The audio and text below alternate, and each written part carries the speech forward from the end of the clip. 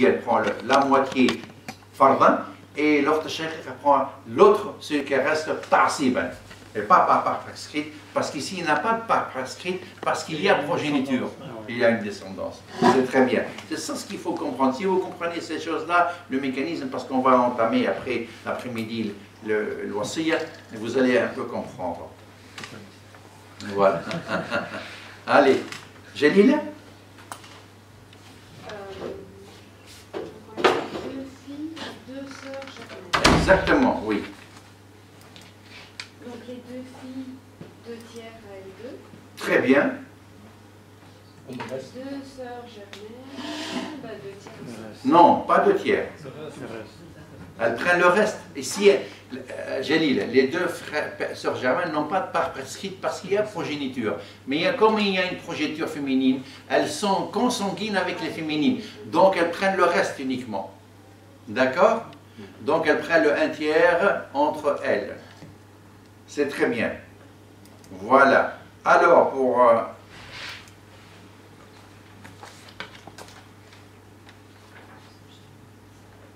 pour Fatima Zahra,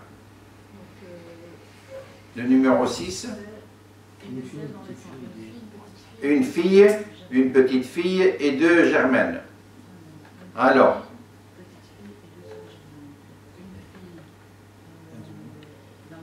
la moitié, la petite fille, 1/6 pour faire le complément de 2 tiers des parts des filles, et le... Non, si, elles prennent le bas, ce qui reste, parce que le prophète a dit, la 3e catégorie des consanguins, Ij'alou al-akhawati ma'al banati asaba, donc elles deviennent des consanguines avec elles, elles prennent le reste, qu'elles partagent entre elles à parts égales. Voilà. C'est bien? Clair? S'il vous plaît. Qui n'a pas compris ça? Alors, Adeline, le dernier, et on passe. Donc elle est décédée en laissant un époux, Voilà. 2 filles, une mère et une sœur.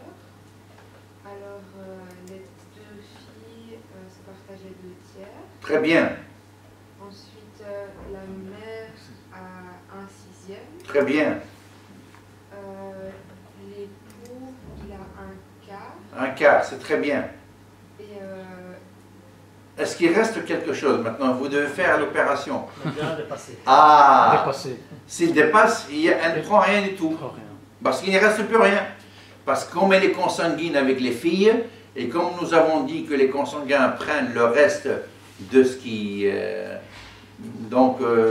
de l'héritage, comme il ne reste rien, eh bien, elle n'aura rien du tout. Sauf si l'époux décède après. Avant, tu dis, Avant. avant le partage. Si l'époux descend avant le partage, oui. Okay. À la limite, oui. D'accord. Hein? D'accord? Ouais. Voilà, c'est très bien. Bon. Maintenant, nous allons passer au mirath al-ukht li-ab. Voilà. Justement, la sœur paternelle. La sœur paternelle, en l'absence de sœur germaine, elle prend sa place. Bon, Ah ouais. elle est camouflée par la akh shaqiq. Elle n'hérite pas si la sœur germaine, s'il y a un frère germain, elle n'hérite pas. Bien sûr, elle hérite uniquement quand il n'y a pas de sœur germaine ou de frère germain. Elle prend la place de la sœur germaine. Et ils ont le même partage, c'est-à-dire elle a la moitié si elle est seule, ils ont les 2 tiers si elles sont 2 ou plus. Avec l'exception que je vous ai montrée ici, que le prophète sallallahu alayhi wa sallam nous a enseigné, c'est quand il y a une sœur germaine et une sœur paternelle, eh bien, le prophète sallallahu alayhi wa sallam, il a donné les 2 tiers à elles, les deux, en donnant la moitié à la sœur germaine et le 6e, takmilat al-thuluthayn, la sœur paternelle. Voilà. C'est la seule, donc, exception qu'il peut avoir. Mais, évidemment, elle est chassée par la sœur germaine parce qu'elle est plus précise. Il y a 2 sœurs germaines, les sœurs paternelles sont exclues parce que les sœurs germaines ont pris les parts des sœurs et c'est fini, ils n'en parlent plus. Elle est aussi exclue, bien sûr, par le frère germain qui est plus près d'elle, donc elle n'hérite pas, comme il ne peut pas la consanguiniser parce qu'il est plus basse que lui, donc elle n'hérite pas. Frère germain tout seul. Frère germain ou 2, ou 3, ou 4, s'il y a des Parce que frères la germains. sœur, il faut être 2. Pardon? La sœur, il faut avoir 2 sœurs germaines Pour l'exclure, oui. Tandis que le frère, c'est 1. Ah, oui, hein, parce qu'il est consanguin. Il vaut 2. Parce qu'on dit il est consanguin, il prend. Mais comme il ne peut pas la consanguiniser, parce qu'elle est plus basse que lui, parce que la consanguinité, comme je vous ai dit, ne s'opère qu'entre deux de même degré par rapport au défunt. Comme le papa et la maman, comme le fils et la fille, comme le frère et la sœur. Mais il faut qu'ils soient de même catégorie. Donc un frère germain ne peut pas consanguiniser une sœur paternelle, et un frère paternel ne peut pas consanguiniser non plus une sœur germaine. C'est valable dans les deux sens. Voilà. Alors nous allons faire ces petits exercices. Voilà, tu vois? Pour vous, c'est bien. Ah oui, on va commencer par vous. L'époux. Oui. Il reçoit la moitié. La moitié. La sœur paternelle, le sixième, un sixième. Non, la moitié. La moitié Elle est aussi. toute seule. Ah ouais, Elle ouais. remplace la sœur shaqiqa. Donc, la ouais. moitié pour l'époux et la moitié pour elle. Fardan. Obligatoire, parce qu'il n'y a Il n'y a qu'elle. pas de sœur germaine. Il n'y a pas de sœur germaine pour partager avec elle. Voilà. Donc, quand la sœur donc, elle remplace. C'est comme la petite fille qui remplace la fille, vous voyez? Ah, d'accord. Parce que, au fond, la petite fille, c'est Anzel Daraja, elle est plus basse que la fille d'un degré. Et bien, la sœur paternelle, elle est aussi plus basse que la sœur germaine d'un degré. Vous voyez, les mêmes règles s'opèrent dans les deux cas. Okay. Comme le prophète sallallahu alayhi wa sallam, il a donné la moitié à la fille et le tiers et le sixième pour faire les 2 tiers à la petite fille, il a donné aussi la moitié à la sœur germaine et le sixième à la sœur paternelle pour faire les 2 tiers de la part des filles. Okay. Voilà. Ça, c'est bien clair? Ouais, ouais. Voilà. Alors, توفي عن زوجة وأخت لأب وأخ لأب. Pour vous. Donc l'épouse, elle a un quart. Un quart. Parce qu'il n'y a pas de descendance. Voilà. Et le reste, c'est entre la sœur et le frère. Voilà. Et le bas ira au frère paternel, la sœur paternelle, parce qu'ils sont sur le même pied d'égalité et ils sont consanguinisés. Elle devient consanguine, elle n'a pas de part prescrite, parce qu'il y a le frère avec elle qui la consanguinise. D'accord? Et là, ils ont 2 tiers et 1 tiers, c'est ça? Bien sûr, la loi de la consanguinité suppose toujours 2 parts pour le garçon, une part pour la fille. Ah, ouais. Tout dans et qui ça, c'est toujours, il faut qu'ils soient dans le même pied d'égalité au point de vue alliance avec le défunt. Mais oui, toujours. Comme je vous ai dit, il faut toujours raisonner par rapport à notre point d'abscisse qui est le défunt, qui est le zéro. Voilà. Alors, pour notre frère... il y a une épouse, une mère et 2 sœurs paternelles. Voilà. La mère, elle hérite d'une part prescrite. Oui. Comme il n'y a pas de descendance, un quart. Non, la mère n'a jamais un quart. Non, Là, si, soit un un tiers ou sixième. un sixième. Un sixième. Pourquoi un sixième? Il n'y a pas de descendance. Oui, d'accord, il n'y a pas de descendance. Mais il y a un empêchement pour la... c'est les 2. Ortein, tu vois, il y a 2 collatérales. C'est celle-là qui l'a empêché d'avoir le 1 tiers.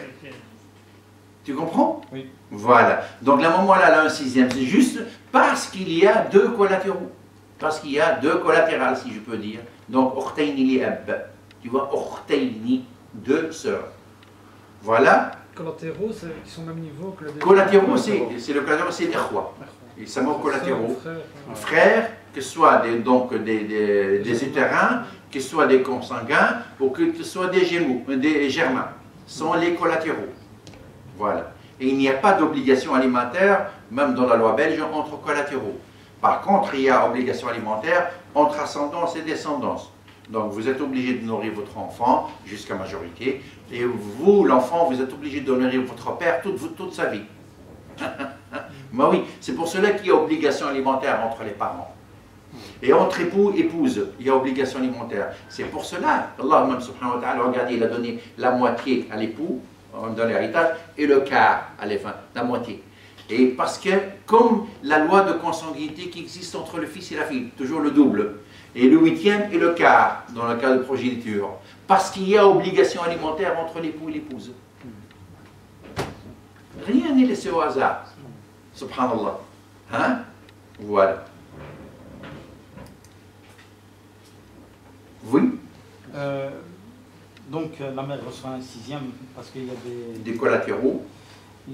L'épouse reçoit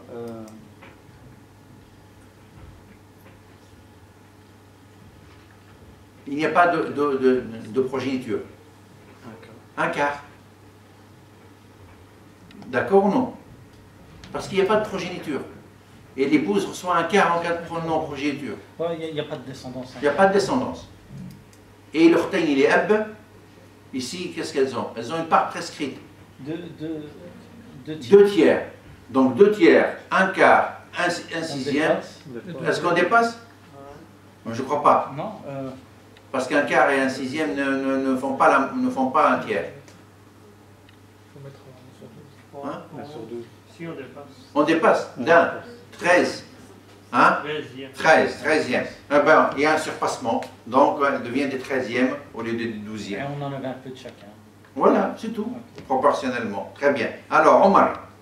Donc, défunt avec une épouse, un fils et une sœur paternelle. Voilà, Donc, l'épouse, elle prend un huitième. très bien, Le sœur paternelle, elle prend rien. Et le fils, il prend le quart. magnifique.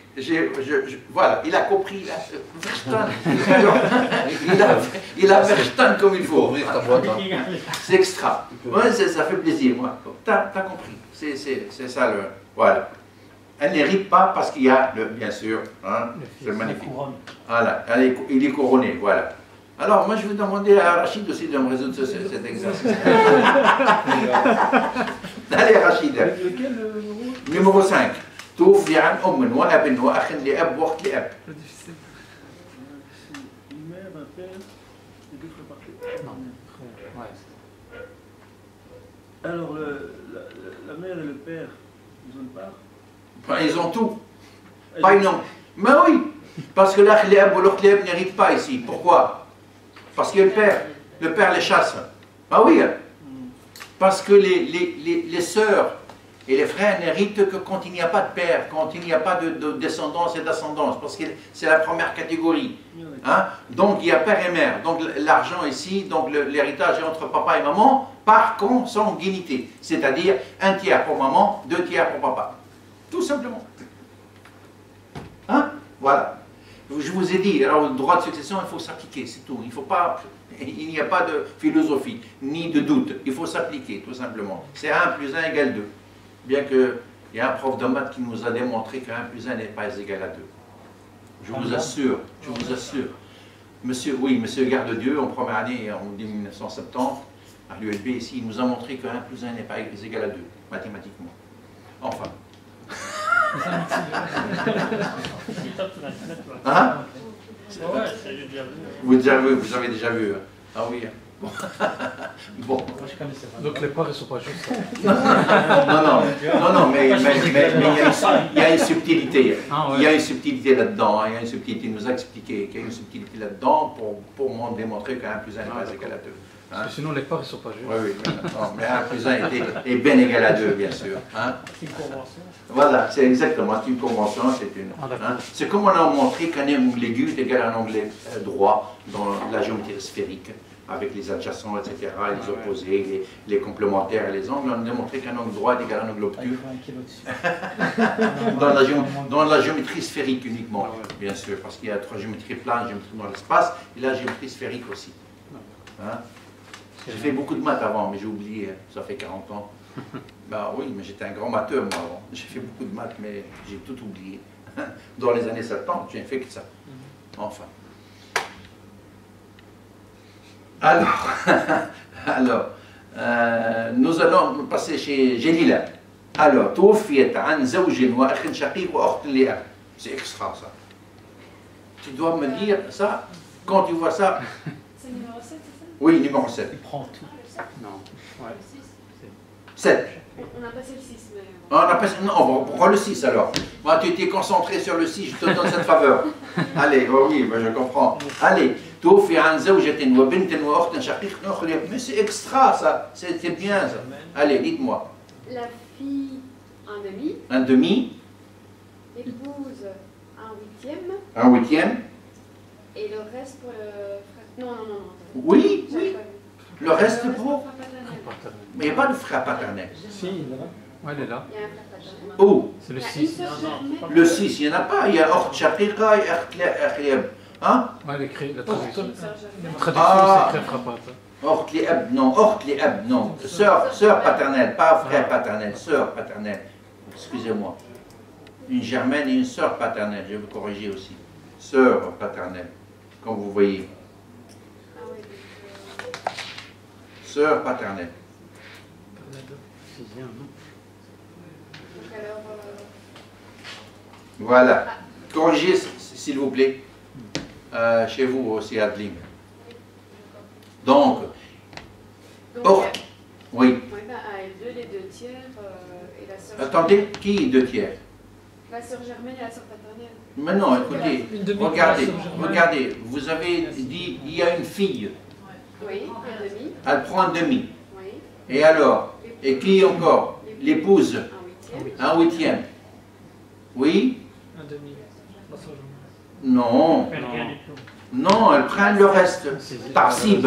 C'est-à-dire que là, Elle prend le tarsib. Parce que le prophète, il a dit Ij'alul akhawati ma'al banati asaba. Faites que les filles du défunt soient consanguines avec les sœurs du défunt. Mais qui est consanguin ici? C'est l'Ort Shaqiqa. Le Ort Li'ab n'a rien du tout. Elle exclut. C'est l'Ort Shaqiq qui prend le reste. Parce qu'elle devient asab. Elle n'a pas de part prescrite. Elle prend ce qui reste. Et qui prend le qui reste le plus près? Donc l'Ort Shaqiqa uniquement, c'est celle qui est le plus près. Puisque le Nabi il a dit mais ici l'asib il n'est pas dakar, il est untha, c'est le shaqiqa, mais aoula, donc elle le prend. Et la sœur paternelle n'a rien du tout. Et ça s'appelle comment? La part de la sœur germaine? La tarsib, Tarsib. elle bat le asaba, tarsib, ta, ba, le bas, elle prend le bas. Ah, ok. Ah oui, hein? C'est la même chose. C'est comme un homme, elle Les prend. deux termes que vous avez utilisés en arabe, c'est. Oui, c'est 3 termes. Il y a le ba et le ta, le bata, le tarsib et le aïn. Vous trouvez ça dans les livres de consanguinité, enfin dans le livre de droit de succession en arabe, c'est 3 termes qui veulent dire la même chose. Et dans quel cas, alors, est-ce qu'elles se partagent toutes les deux les 2 tiers alors? C'est un cas quand elles sont uniques. Unique. Il y a une sœur germaine et une sœur paternelle avec. Et qu'il n'y a pas d'enfant. Et qu'il n'y a pas d'enfant. Ben oui. Quand elles héritent, on va peut-être avoir un ici. Voilà. Alors, je vais attendre. أختين أخت أخ لأم أخت لأب أختين إلى أب وأخو لأم أخت شقيقة وأخت voilà. Non, c'est ça. La seule condition, c'est qu'il n'y ait pas de descendance. Ah oui, exactement. Et s'il y a d'autres héritiers? Enfin, Il n'y a pas de problème. Les sœurs, les germains généralement, et les paternels, n'héritent que par le verset 176. Quelle est la maman quelle est? Qu'il n'y a pas de descendance, il n'y a pas d'ascendance mâle. D'accord? Donc, quand il y a une descendance, généralement, elles sont exclues. Mais le prophète ne les a pas exclues quand il y a une descendance femelle uniquement.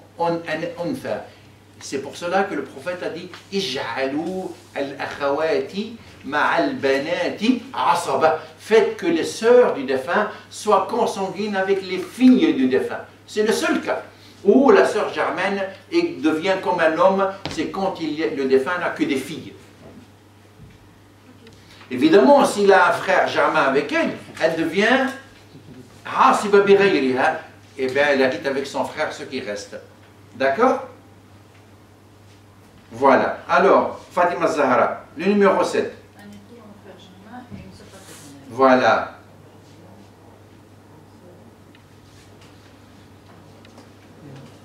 Alors,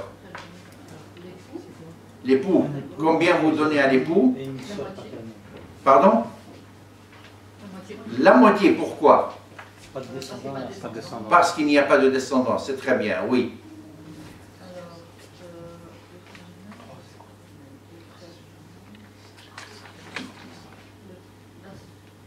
le frère germain, Oui,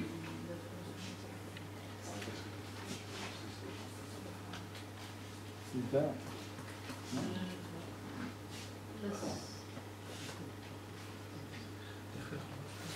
l'orte shaqiqa, tu vois l'orte li'ab ici, il y a une sœur. Qu'est-ce que je vous ai dit pour la sœur paternelle? Qu'elle est chassée par le frère germain. Elle n'hérite pas. Donc, ce qui reste, le bas ira à qui? Au frère germain, tout simplement. Oui. Question, s'il y a une sœur germaine et un frère paternel. Oui. Qui a la priorité? C'est la sœur? La sœur germaine, bien sûr, mon frère. Parce qu'elle est plus près du défunt. Et si jamais, par exemple, il y a une sœur germaine avec une fille, dans le cas des filles, hein, attention, dans le cas des filles, s'il y a une fille, une sœur germaine et un frère paternel, eh bien la fille prend la moitié et la moitié ira à la sœur germaine parce qu'elle est plus près du défunt que lui. Le Nabi a dit et comme le frère paternel ne peut pas la consanguiniser parce qu'il n'est pas sur le même pied d'égalité, eh bien c'est elle qui passe avant lui. Maintenant, si elle a un frère germain avec elle, elle prend le reste, bien sûr, pas de tarsif. Maintenant, s'il y a un frère paternel avec une sœur paternelle, là, il la consanguinise, ils prennent le reste par consanguinité. Voilà. Très bien. Le dernier pour Adeline, le numéro 8. توفي عن زوجة وأختين شقيقتين وأخت لأب. L'épouse, elle a un quart. Un quart. Ensuite, je pense que les deux sœurs germaines vont se partager le... Non, elles ont les 2 tiers. Fardan. Parce que, pourquoi elles doivent se partager? Hein? Fardan, elles ont le 2 tiers fardan. Et s'il reste un petit chouïa, elles vont leur prendre encore. La sœur, elle est exclue par les sœurs germaines qui ont pris la part des filles. Elle n'a plus rien. Vous comprenez? Elle est exclue. Même s'il y a un rad, il reste un petit chouïa, parce que 2 tiers plus un quart, il reste encore un petit chouïa. Hein? Un quart est plus petit qu'un tiers. Donc il reste un petit chouïa, il ira aux sœurs germaines. Mais ils peuvent donner, même si... Ils peuvent donner, bien sûr. Ah, d'accord. Ya Sayyidi. Mais pas de rabbin. Allah ya'muru bil-'adli wal-ihsan. Ah, bien sûr. Donc bien sûr, elles peuvent donner. Même le défunt, il sait que sa sœur paternelle a été exclue par l'existence de deux. S'il veut, de son vivant, il peut faire un petit chèque, il peut dire que je fais un testament pour ma sœur paternelle, héritera une part égale à mes sœurs. Ah ouais. Elle aurait partagé avec eux en ce moment-là. S'ils ne donnent pas. Ah oui, bien sûr. Il aurait pu faire un testament. C'est un testament facultatif, bien sûr. Ouais. Et comme il ne dépasse pas le tiers, ils sont obligés de l'accepter. Parce que vous savez, le testament est obligatoirement, doit être accepté. Comme dans la législation belge, la Constitution garantit le testament des défunts. C'est ce qu'on appelle les dernières volontés du défunt, et qui sont garanties par la Constitution. Mais disons dans le cas musulman, si les héritiers prouvent que le testament a été fait par un proche, frère, etc., ils s'annulent. Comment? Ah oui, non. C'est-à-dire que Dieu nous a donc ordonné à prendre des gens qui ne sont pas près de celui qui fait le testament. Ça, ils doivent être faits. Généralement, les testaments sont faits par des udul, qu'on appelle le udul.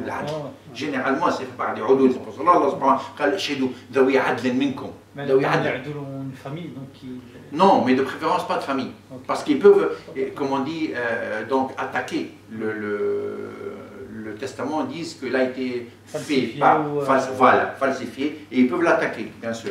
Mais s'il ne dépasse pas le tiers, s'il répond aux conditions de la législation, même s'ils l'attaquent, ils n'auront pas gain de cause. Du moment qu'il répond aux conditions donc, de la législation, qu'il ne dépasse pas le tiers et qu'il n'est pas fait pour un héritier légal, etc., etc., il n'y a pas de problème. Mais de préférence le faire, comme on disait Dieu,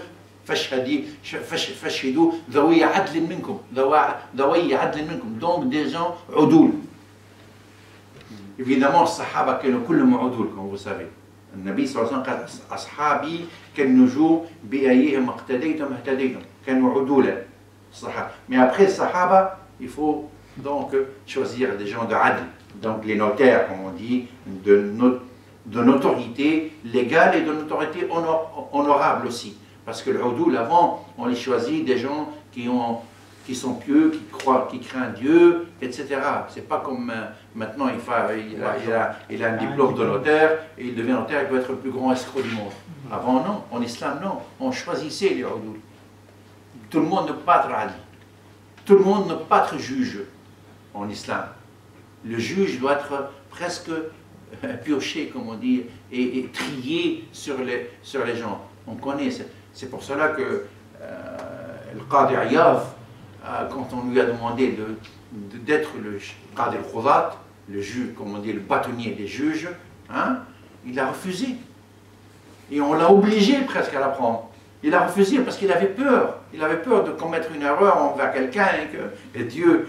Mais parce que le qada, c'est pas facile, la magistrature, c'est une responsabilité devant Dieu terrible. Il se met à la place de Dieu. De Dieu. Vous voyez que malheureux, le prophète il dit al-qadi al-qudatu ithnani, qadin fil jannah wa qadin fil nar. Parce que ou bien vous devez être au paradis, ou bien vous êtes à l'enfer. Parce qu'il n'y a pas entre les deux. Ou bien vous faites la loi de Dieu, ou bien vous êtes zalim, tu iras à l'enfer.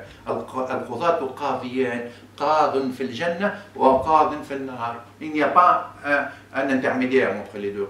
Ou bien vous allez au paradis, ou bien vous allez à l'enfer. Quand on voit les magistrats chez nous maintenant, surtout dans les pays arabes, ils sont tous des corrompus. Wallah, sauf man rahima rabbak. 1 sur 1000 peut-être qui n'est pas corrompu. Ils sont tous. Les avocats, le métier le plus sale maintenant dans nos pays, notamment. Même ici en Belgique, même ici la magistrature est pourrie et les avocats aussi sont pourris.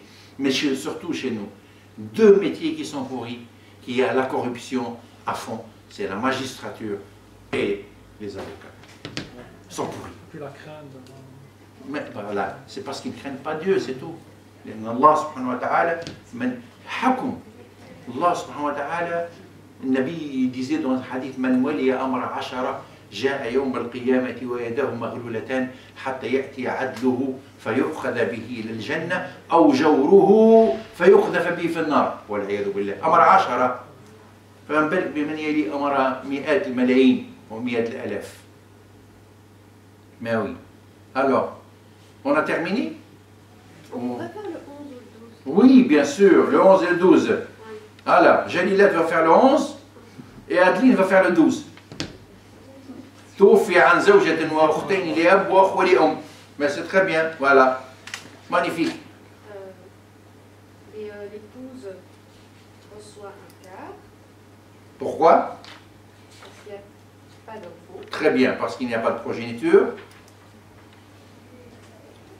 Et ensuite, les frères et sœurs du terrain héritent. Voilà, ils héritent, bien sûr, personne ne peut les empêcher. Parce qu'il n'y a pas de progéniture et il n'y a pas d'ascendance mâle. Ils héritent, bien sûr. Et ils héritent, je crois, de 1 tiers. 1 tiers ensemble. Et si, tu vois, il n'y a pas de loi de consanguinité. Ikhwa li'um. Ikhwa, donc des sœurs et des frères. Il n'y a pas de loi de consanguinité. Ils héritent. Et Allah subhanahu wa ta'ala l'a bien spécifié. Fahum shuraka'u. Regardez. Shuraka'u fi thuluth. Associés dans le tiers. Il n'y a pas indiqué la loi de l'Dhakari mathlu hadh al-unthayayn. Vous voyez, associés. Donc shuraka. Donc la fille comme le garçon, ils héritent. Donc s'ils sont 10, ils partagent le tiers sur 10. Voilà. Et les sœurs paternelles se partagent le tiers? Le 2 tiers. Elles ont 2 tiers. Fardan. Donc 1 tiers plus 2 tiers plus 1 quart. Donc ici, Aouliya, elle a surpassé. Il y a un surpassement, comme je vois. 2 tiers plus 1 tiers, déjà, c'est déjà l'unité. Plus le quart de l'épouse. Donc, on va aller, je crois, sur 15 ici, non? 12, 15. 15, voilà. Vous voyez? Donc, on va aller sur 15. Donc, donc l'épouse, elle va avoir... Hein? C'est ça, hein, 15. Hein? 15. L'épouse va avoir 3 quinzièmes. 3 quinzièmes. L'épouse va avoir 3 quinzièmes. Donc les sœurs 8 quinzièmes. Et les frères 4 quinzièmes. Voilà. Et chacun a été diminué proportionnellement à sa part prescrite, légale. Et tout le monde est content et personne n'est lésé. Alors le numéro 12 pour la sœur Adeline. Ah, voilà, ça c'est bien, c'était très bon ça. Voilà. Donc la sœur Germaine, elle prend la place de la fille. Oui, très bien, elle a la moitié fardan, par prescrit. Ukht li ab ou akh li ab. Sœur paternelle et frère paternel. هذا المبارك, هذا الأخ المبارك. Donc, bah oui. Mais ils prennent le reste d'entre eux consanguinisés, bien sûr. Ils prennent l'autre moitié qui partage sur 3. Hein? Donc ici, puisqu'il y a un demi, donc il faut partager, il faut multiplier par 3, donc sur 6, on va mettre sur 6 quoi. 3 sixièmes pour la sœur, 1 sixième pour la sœur paternelle et 2 sixièmes pour le frère paternel. Ça va? J'allais le mot, hein? Moubarak, bien sûr. Ça va bien? Alors bon, maintenant nous allons voir le wasiya, mais il est à quelle heure on arrête? À 13h? 13h30, non? 13h30. Oh, on a le temps encore là. Ou bien il y a une pause, je ne sais pas, il est quelle heure maintenant? Midi 40, moi j'ai. 40, ouais. Midi 40. Mais on va entamer le wasiya. Voilà. C'est plus dur. Ah, c'est plus dur. Hein? C'est plus dur, c'est pour ça que moi j'ai voulu. Oui, non, c'est-à-dire que le wasiya, au fond, on a toujours fait le wasiya après avoir fait tout le cours le droit de succession, à l'arham, et nous avons tout, et le wasiya, on l'étudie en dernier lieu, parce que c'est la plus compliquée, parce qu'elle prend toute la, si vous voulez, tout le cours revient dans le wasiya. Ah oui. Alors, donc, comme je vous ai dit déjà, il n'y a pas d'obligation de laisser un testament, à moins qu'il ne soit indispensable pour s'acquitter d'une obligation sur soi, sans témoignage ni preuve au préalable. Le prophète sallallahu alayhi wa sallam a dit, celui qui a un testament obligatoire, qu'il le garde sous son coussin, ou son oreiller, comme on dit. Donc, le Nabi sallallahu alayhi wa sallam a la يأوين أحدكم إلى فراشه إلا ووصيته تحت وسادته. Quelle wasiya? Comme je vous ai dit, il y a des wasayas qu'on est obligé de le faire. C'est-à-dire, si moi j'ai un droit sur moi qui n'est pas prouvé, ni par témoignage, ni par écrit, ni par témoin, eh bien je dois faire un testament. L'exemple que je vous donne, Omar me donne 10 000 euros, il me dit voilà, Cheikh, il me garde ces 10 000 euros entre moi et toi. Il n'y a qu'Allah subhanahu wa ta'ala qui est shahid. Je suis obligé, avant d'aller dormir, comme on dit, avant même de mettre dehors, quand je les reçois, je dois écrire ça et mettre ça donc sous mon oreiller. Pourquoi? Parce que comme je vous ai dit, la qadarallah, là où on trouve cet argent-là, et quand on n'a pas preuve, il est pour les héritiers, et personne ne peut le contester. Omar peut bien crier, oh, mais monsieur Sidan, me doit 10 000 parce que je lui ai posé. Il faut le prouver. Vous comprenez? C'est pour cela que la wasiya, elle est obligatoire dans le cas où il n'y a pas de témoin ni de preuve obligatoire. Ça, c'est obligatoire. Il y a aussi un testament encore obligatoire qui est... Par exemple, dans le cas où on prête de l'argent, on n'est pas obligé, c'est pas obligé d'avoir des témoins? C'est-à-dire, au fond, tu ne prêtes pas. Tu mets en dépôt. Allah subhanahu wa ta'ala قال إذا تداينتم فاستشهدوا. في الدين, oui, je vous donne un prêt, je dois l'écrire. Parce que vous savez que Ayat al-Dayn, c'est le verset le plus long du Saint-Coran. Il prend toute une page. Je ne sais pas si vous le savez. C'est quelle sourate? Baqara. Ah, ok. Mais oui, c'est toute une page. Je vais vous le montrer d'ailleurs. Al-Baqara, c'est presque à la fin. Mais oui. Eh oui. Ayat al-Dayn, c'est le verset le plus long de Saint-Coran. Voilà. Voilà. C'est toute une page, comme je vous ai dit, regardez, c'est... Voilà. Toute la page ici, c'est Ayat al-Dayn. C'est le verset, donc, 282 de Surat al-Baqarah.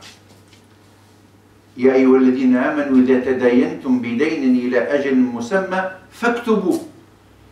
Et l'amr ici, في اختلاف. Il y en a qui disent que c'est obligatoire, d'autres qui disent non, ce n'est pas obligatoire, c'est facultatif, vous pouvez l'écrire comme vous ne pouvez pas l'écrire. Mais l'écrire c'est mieux. وَلْيَكْتُبْ بَيْنَكُمْ كَاتِبٌ بِالْعَدْلِ. Vous voyez, كَاتِبٌ بِالْعَدْلِ. وَلَا يَأْبَ كَاتِبٌ أَنْ يَكْتُبَ كَمَا عَلَّمَهُ اللَّهُ. Donc il a aussi interdit aux gens de se maintenir, d'écrire donc si vous voulez, un acte de dette. Parce qu'il y en a qui disent qu'est-ce que c'est que ça? Peut-être que je vais faire une. Non, Allah subhanahu wa ta'ala a incité donc les oudou, comme on dit, les scripteurs, de faire cet acte-là. Eh bien, ça, c'est le verset le plus long, donc, qui est obligé. Mais un dépôt n'est pas obligatoire, ce n'est pas un dain. Vous voulez mettre un dépôt chez quelqu'un. Vous m'amenez 1 kilo d'or, un lingot d'or, vous le gardez chez vous. Ben oui, c'est ça. Le problème, c'est qu'il n'y a pas de preuve, ni de témoin, ni d'écrit. Eh bien, je suis obligé de faire donc une wasiya, donc un testament obligatoire, ce qu'on appelle le testament obligatoire. Il y a aussi le cas de testament obligatoire, mais qui est devenu, comme je vous ai dit, d'ordre public actuellement, notamment dans tous les pays musulmans, à part l'Arabie Saoudite, où la charia est encore de vigueur dans l'ahkam, mais dans tous les pays, même en Égypte, dernièrement, dans les années 80, ils ont aussi acté dans le statut de la personnalité physique le testament obligatoire, et qui n'existait pas avant chez les Égyptiens non plus. Je vous ai dit que chez nous en Tunisie, depuis 59, la constitution de 59, il y avait ce qu'on appelle Majal al-Shakhsiyya, donc le statut de la personnalité physique de la personne, et on a donc garanti le droit donc de testament obligatoire pour notamment les gens qui sont évincés de l'héritage par un parent qui est plus près d'eux. Et l'exemple type, c'est quand il y a des petits-enfants qui perdent leur père durant les vivants de leur grand-père. Et qu'ils ont des oncles avec eux. S'il n'y a pas d'oncle, il n'y a pas de problème. S'il a fait un fils unique et que ce fils unique arrive à décéder, le problème ne se pose pas. Parce que ces enfants prennent donc la représentativité, il devient donc représentatif de leur père, parce qu'il n'y a pas d'autre qui, donc, si vous voulez, leur fait la concurrence dans l'héritage. Mais dans le cas où il y a effectivement quelqu'un qui les chasse parce qu'il est plus près, bina'an ala hadith Rasulullah, alhiqu al-fara'id bi ahliha fa baqiya fali awla 'asibun dhakar, et malheureusement le fils du défunt est plus près que le petit-fils du défunt. C'est comme ça dans la hiérarchie, parce que mon fils est plus près de moi que mon petit-fils, bien que mon petit-fils c'est mon fils. Mais c'est pour cela que quand le père est là, le petit-fils, on ne le dit pas. On dit il est décédé, il laisse un fils. Même si ce fils-là, il a des petits-enfants, on ne les donc nomme pas. Et bien dans ce cas-là précis, eh bien, on devrait aussi faire un testament. Bon, le testament, maintenant, il y a des divergences là-dessus, comme je vous ai dit, concernant son authenticité. Parce qu'il faut prouver que ce testament a été écrit par l'individu lui-même. Parce qu'on peut dire, oui, c'est falsifié, c'est pas son écriture, c'est pas sa signature. C'est pour cela qu'il faudrait essayer de faire le maximum pour légaliser un testament, quand on fait un testament. Même si c'est un testament facultatif, on peut l'écrire de la main, comme ce qu'on appelle un testament holographe, un testament donc écrit, manuscrit, mais on peut lui donner une date certaine le jour où on le met chez un notaire. Donc, parce que le notaire, si vous prenez un testament, vous faites un testament pour vos enfants, voilà, je fais ce testament, vous allez chez un notaire, et dès que vous rentrez chez un notaire, il prend le testament, il l'ouvre devant vous en votre présence et il le transcrit en minute chez lui dans ses livres. Ce jour-là, M. Omar s'est présenté avec moi avec un testament écrit de sa main, etc., dans lequel il indique ça et ça. Et bien, ce testament-là acquiert une date certaine et une valeur certaine surtout. Donc personne ne peut le contester en ce moment-là parce qu'il a été chez un notaire. Et moi, je conseille à tous les musulmans de faire un testament obligatoire. Bien sûr, ils ne sont pas obligés de faire un testament facultatif. Oui, je vous écoute. Comme maintenant avec les nouvelles technologies, vidéo, audio, c'est valable ou c'est... Vous savez, comme vous savez aussi, avec les technologies nouvelles, une vidéo, on peut la trafiquer, un écrit, on peut le trafiquer. Même l'écrit, rien n'est certain. Mais je veux dire, tant que c'est... Non, l'écrit, c'est certain, parce que l'écrit, c'est un notaire, est certain. Le notaire c'est un... Il a assermenté. Non, il est nommé par le roi et c'est une autorité publique. Mais en affaire, un notaire, quand le notaire il vous dit quelque chose, personne, même le roi ne peut pas dire c'est faux. Personne ne peut se contester. Maintenant, quand quelqu'un décède, comment on sait qu'il y a chez le notaire qui a eu un testament? Le notaire lui-même. Non, c'est lui qui va le dire. Ah oui, le notaire lui-même, il va à la commune, il va dire, voilà, attention, j'ai un testament déposé. Comment il sait qu'il est décédé? Par exemple, si j'ai fait ça chez Il va à la commune, le commune sait que vous êtes... l'enregistre. Ah oui, il l'enregistre. Que dès qu'il est inscrit chez le notaire il fait tout ce qui est dans ses possibilités, donc au tribunal de première instance et à la commune, qu'un testament a été déposé en minute chez moi tel jour. Non, c'est leur travail. Les autres travails des notaires, ne vous en faites pas, oh là là, ils sont en travail terrible. Hein. D'ailleurs, on est payé cher pour. Hein? Ah oui, c'est pour cela que c'est pas pour rien, hein. Donc les notaires sont chers, mais ils garantissent donc la propriété, ils garantissent les choses. On de peut la le vie. faire ici en Belgique. En Belgique, oui. Même au Maroc, vous pouvez faire ça. Hein. Vous allez chez un Oudoul et vous faites un testament, et le Oudoul, il va l'enregistrer les petits daïs, il va l'enregistrer. Et le Mahkama, elle va directement envoyer à la commune, attention, tel X, Y, il a fait un testament, et la commune, dans votre extrait de naissance, ils vont faire le moulahadat, il dit وَتَرَكَ هَذَا الْأَخِيرُ وَصِيَّةً عَنْ في المكان. Non, vous n'êtes pas, oh là là, c'est rien. On peut faire les deux aussi. Hein? Ici et là-bas, on peut le faire pour les deux. Bien sûr. Ah. Mais sinon, si vous êtes au Maroc, pas de problème, parce que là-bas, c'est le droit quand même musulman qui commande. Ouais. Et comme maintenant, avec le Moudawina, elle est devenue d'ordre public, comme je vous ai dit, donc le Hukuk Mahfouza, des petits-enfants qui perdent leur père. Donc avant, parce qu'avant de faire le partage là-bas, maintenant, on demande le shahadat al-wafat, donc le certificat de décès, et on demande le shahadat al-hayat de tous, et shahadat al-wafat de ceux qui sont... Donc c'est garanti, ne vous en faites pas, maintenant il n'y a pas de problème. Mais avant, il y avait problème. Je me rappelle, moi, que j'ai écrit des dizaines de lettres pour le roi Hussein, Hassan II, Allah yarhamou, à l'époque, donc concernant des gens qui ont été évincés de leur héritage, et que leurs oncles ou leurs mères venaient chez moi, et j'ai écrit des lettres. Hein? Par curiosité, Hassan Sani al-Marahmou, il vous répondait? Non, pas Hassan. Moi, j'écrivais au cabinet, évidemment. Il répondait, il envoyait le dossier, le Mahakam al-Ibtidai, donc, comment on dit, au tribunal de première instance, etc. Et généralement, ces gens-là, on les convoque. Ce qui veut dire que la lettre est arrivée. Oui. Non, il y a eu des suites. Ah, il y avait des suites. Non, il y avait des suites. Il y avait qui ont gagné et qui ont, donc, si vous voulez, gain de cause 40 ans après. Que leur terre était prise par leurs oncles, etc. Ils n'ont rien eu. Et puis ils ont récupéré quand même leur terre après ça. Ah oui, mais ça existe. Mais ça, moi je sais ça. Il y avait des problèmes avant. Ils notaient pas aussi. Ils notaient pas. Il y avait des problèmes. Celui qui ne...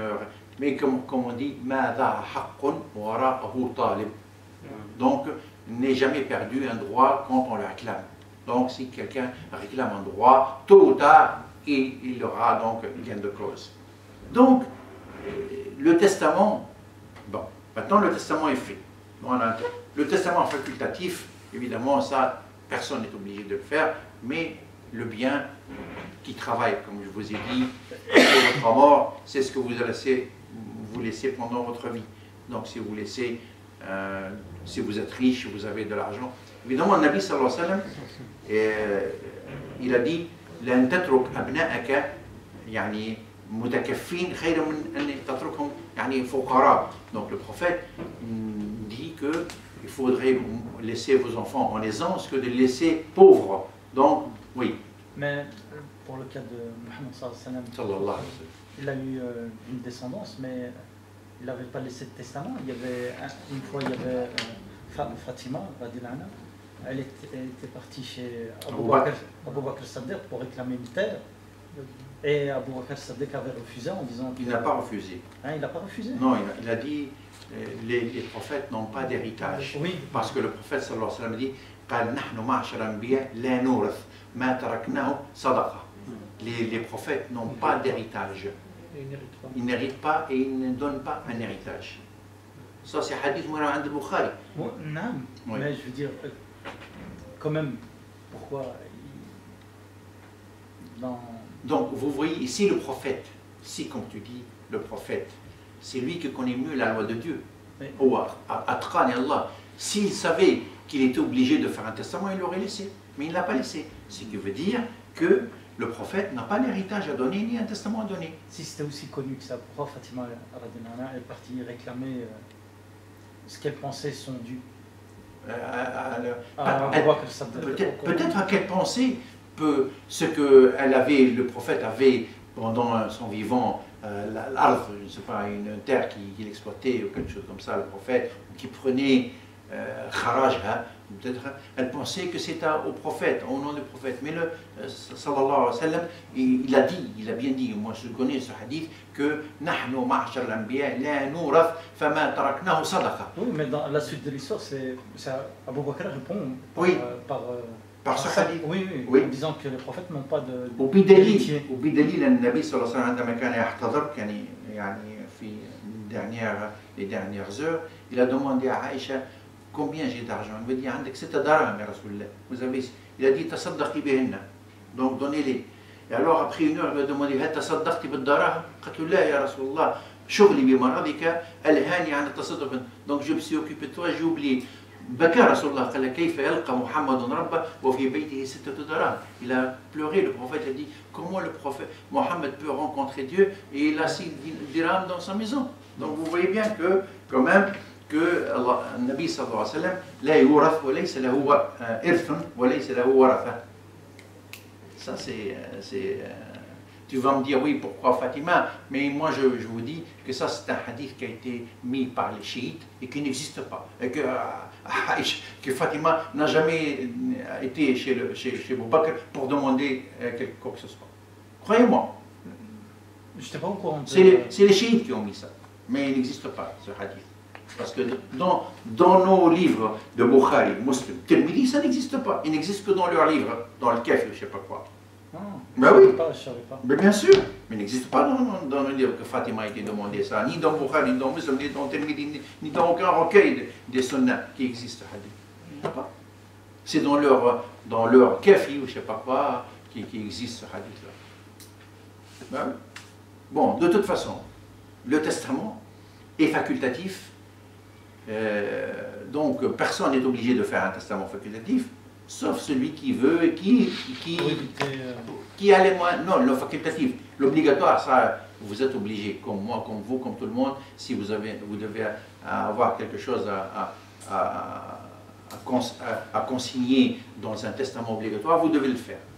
Si quelqu'un, comme je vous dis, vous met chez vous un dépôt, vous devez le faire, il n'y a rien à faire. Je ne sais pas, débrouillez-vous. Faites-le, mettez-le dans votre coffre-fort, mettez-le chez un notaire, mais vous devez faire parce que vous commettez un péché. Vous vous rendez compte, quelqu'un met chez vous 10 000 euros, 15 000 euros, 20 000 euros, vous mettez dans votre compte en banque, vous décédez sans laisser, votre femme les trouve. Qui prouve que ça vient de quelqu'un? Pour elle, c'est ce que vous avez laissé. Elle va dire, mais le cachetier, il a beaucoup d'argent, il ne m'a jamais dit. Parce qu'il y a le verset qui dit rendez les dépôts à leurs Pardon? C'est parce qu'il y a le verset qui dit rendez les dépôts à leurs ayants droit. Oui, non, mais Allah ya'mur an tu'addu al-amanat ila ahliha, bien sûr. Mais vous êtes, mais oui, d'accord, mais vous n'avez pas eu le temps de remettre ça. Vous êtes décédé, vous avez donné ça aujourd'hui, vous êtes décédé un an, il ne vous a pas réclamé. Allah subhanahu wa ta'ala dit inna Allah ya'mur an tu'addu al-amanat ila ahliha, ça veut dire quand on vous demande de remettre les dépôts, vous devez les remettre, c'est tout. Mais si moi je vous donne 10 000 euros, que je ne les réclame pas, je les laisse chez vous, et vous mourrez entre-temps, si vous n'avez pas fait un dépôt, disons un testament, ben, votre épouse, il faut prouver que je vous ai donné 10 000 euros. Ça le bon, ou bien dans le cas donc d'héritage, mais je vous ai dit, cela ne pose plus de problème actuellement pour les enfants qui ont perdu leur père donc durant la vie de leur grand-père. Ça ne pose plus de problème parce que ça c'est réglementé par la loi.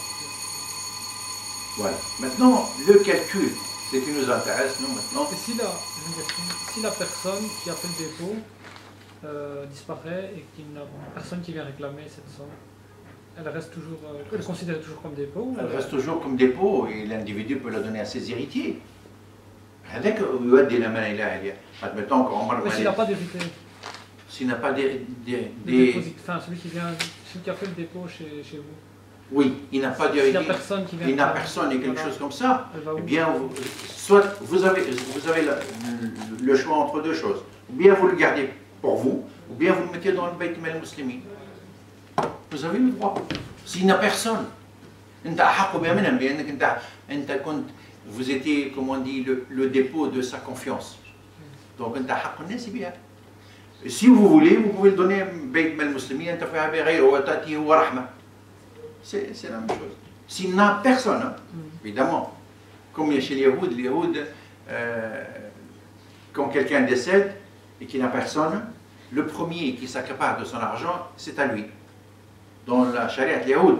Donc si votre voisin meurt, et vous savez que votre voisin n'a pas d'héritier, n'a personne, vous allez chez lui et vous prenez tout. Vous êtes chez vous. Mais vous êtes obligé de le garder. Mais vous êtes obligé de garder 3 ans chez vous en dépôt. En attendant s'il n'y a pas quelqu'un qui se manifeste de sa famille. Après 3 ans, c'est prescrit. Ça devient votre propriété. Chez les Juifs, c'est comme ça. Dans leur religion, je l'ai mis dans le syllabus. Si vous prenez le syllabus, j'ai vu beaucoup de choses donc, sur les Juifs, comment ils transmettent leur, disons, la succession chez eux. Bon. Alors maintenant, nous, le problème, c'est le problème de calcul, qui est très difficile, mais, Inch'Allah, vous allez comprendre, vous êtes des intelligents, et vous allez comprendre ça. Le problème ne se pose pas si, par exemple, dans un testament, il écrit « je laisse le 10e, ou le 5e, ou le 6e, ou le tiers de ma fortune ou de mes biens à X ou Y ». Ça, le problème ne se pose pas, parce qu'on prend ça, on le donne, et c'est fini, on n'en parle plus. Mais le problème se pose quand il y a une wasiya bil mithl, comme on dit. Qu'est-ce que ça veut dire? Ça veut dire que quelqu'un décède et il fait un testament et qui dit « je laisse l'équivalent de la part d'une fille à Madame X, la veuve ». Quand il a écrit ce testament, il avait une fille. Mais le jour où il est mort, il avait 5 filles. Vous voyez? Donc, la part, déjà, elle a diminué entre-temps de vie. Ou bien il écrit, il dit, bon voilà, moi, je donne une part équivalente à mon frère, une part équivalente de mon frère, vrai frère, mon frère paternel, l'équivalent de mon frère shaqiq. Ça aussi. Il a aujourd'hui, quand il a écrit ça, un frère shaqiq, mais son père, il a épousé une deuxième femme, et il a eu, après ça, 4 frères paternels. Donc il a laissé un, mais il y en a 4 encore. Vous voyez, tout ça, ça peut changer. Et tout ça, il faut le déterminer comme ça. Et c'est ça. Oui. Ouais. On fait la pause maintenant. Très bien. Pas de problème. Comme ça, on a 1 heure, après on reprend. Il y en a 1 heure à 4 heures. C'est très bien. À 14 heures, on prend. 14 heures, 15 heures, comme ça. Non, pas. Donnez-moi 15h30, 16h. Parce que je n'aurai pas assez en 1 heure pour voir avec les pour le Si ça vous convient de rester 2 heures après pour le wasiya? Hein? Ça va, ça convient tout le monde, ça va. Voilà. On reprend alors 14h15. 14h15, c'est bon. Est-ce que vous avez un quart d'heure aussi pour manger, pour faire la prière aussi? Ça va. Je ne sais pas vers quelle heure elle est. Il est 13h, à 13h40, 42. Ah ben ça va. La prière. Ah ben ça va, ben 14h. 14h, c'est bon. On reprend à 14h. D'accord? Allez. Combien? Shukran, salam alaikum. Merci.